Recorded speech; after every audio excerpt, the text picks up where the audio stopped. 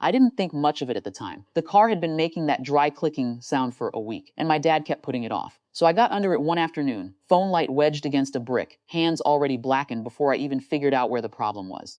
It was the kind of work I'd always done without announcing it. Fixing things quietly, finishing what someone else left halfway. No one ever asked me to. No one really thanked me either. It just sensed to do it. I heard him before I saw him. A short laugh, not loud. The kind people make when they're not trying to be heard. I slid out halfway and saw him standing a few feet away, holding his phone up, not helping, just recording. What? I asked. Nothing, he said, still smiling at the screen. Stay there. I didn't argue. I went back under and kept working. It wasn't until later that I understood what that moment had actually been. The first message came from my cousin, a screenshot, then another, and another. The family group chat. There I was, half under the car, shirt pulled tight across my back, hands deep in grease. The angle made me look smaller than I felt.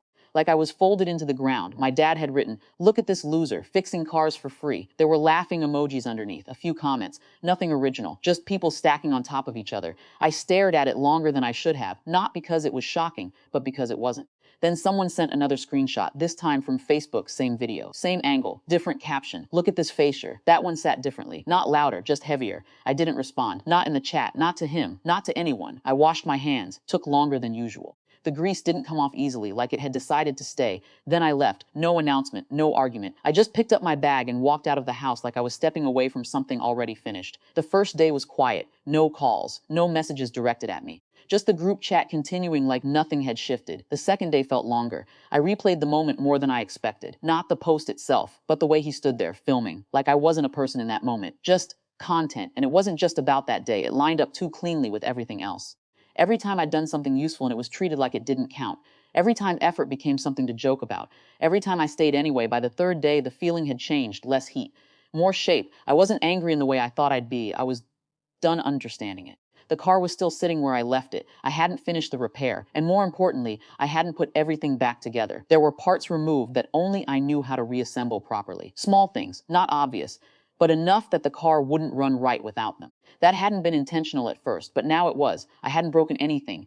I just hadn't completed it. My phone started ringing that afternoon. First my dad, then my aunt, then two cousins who had laughed the loudest in the chat. I didn't answer the first few times, not out of spite.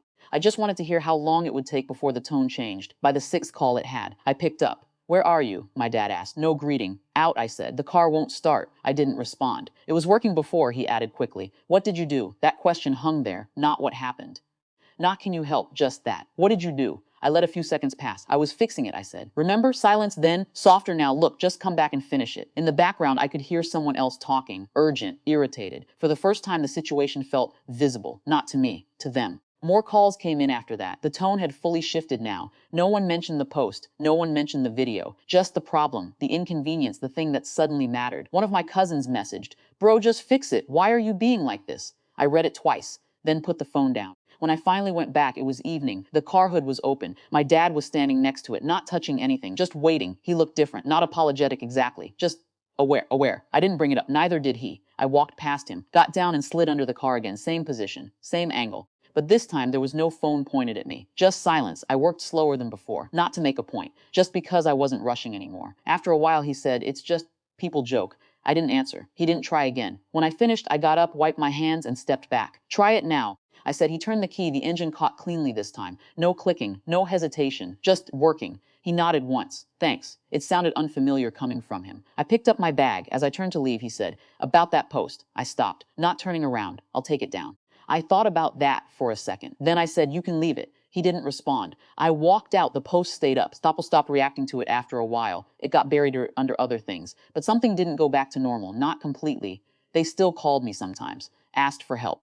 Different tone now, more careful. I didn't always say yes. And when I did, it wasn't automatic anymore. Nothing dramatic changed, but something quiet did, and it stayed that way.